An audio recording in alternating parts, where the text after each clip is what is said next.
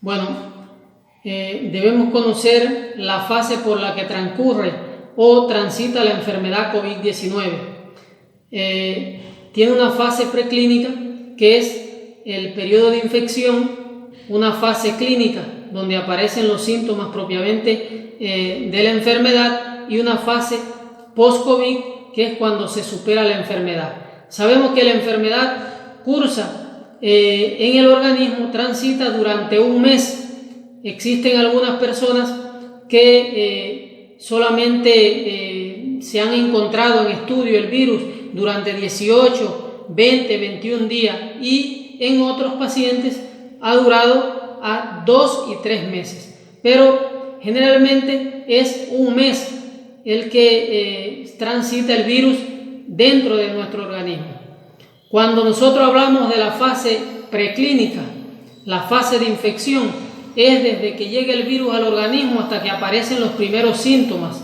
Es decir, que cuando un paciente llega al organismo y te dice que presenta fiebre, pérdida del gusto, pérdida del olfato, diarrea, nosotros debemos identificar esta sintomatología como el primer día de la enfermedad, y de ahí contar 7 días antes y determinar el periodo de incubación, es decir, el periodo de infección.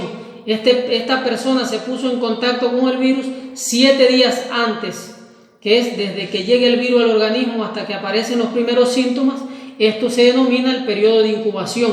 Pero cuando esos síntomas, en este periodo de incubación, los síntomas son muy similares a otras enfermedades respiratorias, el paciente pudiera llegar a presentar febrícula, tos, estornudo, secreción nasal, es decir, que son síntomas que se pudieran llegar a confundir con otras enfermedades respiratorias. Por tanto, un paciente en medio de esta pandemia que ha generado tanto daño, tantas muertes, que presente una sintomatología de este tipo, tiene que acudir a una institución de salud.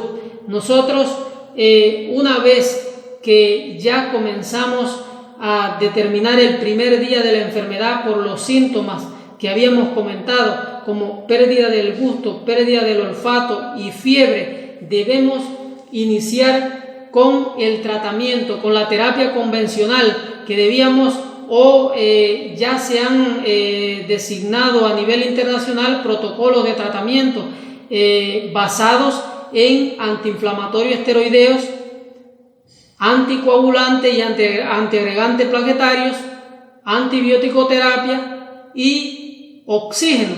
En este caso, aquellos pacientes que ya se inicia o se determina como el primer día de la enfermedad, nosotros debemos comenzar a tratar con este periodo, con este protocolo de tratamiento, para evitar las complicaciones que se producen en esta enfermedad, que la más frecuente es la neumonía y los eventos trombóticos. Por ejemplo, tenemos que conocer que la neumonía se produce al 6º día de la enfermedad o al ser el día 13 de la infección. Si nosotros conocemos acerca de todo este proceso, nosotros vamos a poder tratar al paciente precozmente y evitar que haya complicaciones que lleven a la gravedad y a la muerte. Nosotros tenemos que tener en cuenta que el paciente, cuando te llega a la consulta y quizás te diga, yo tengo un estudio de PCR negativo,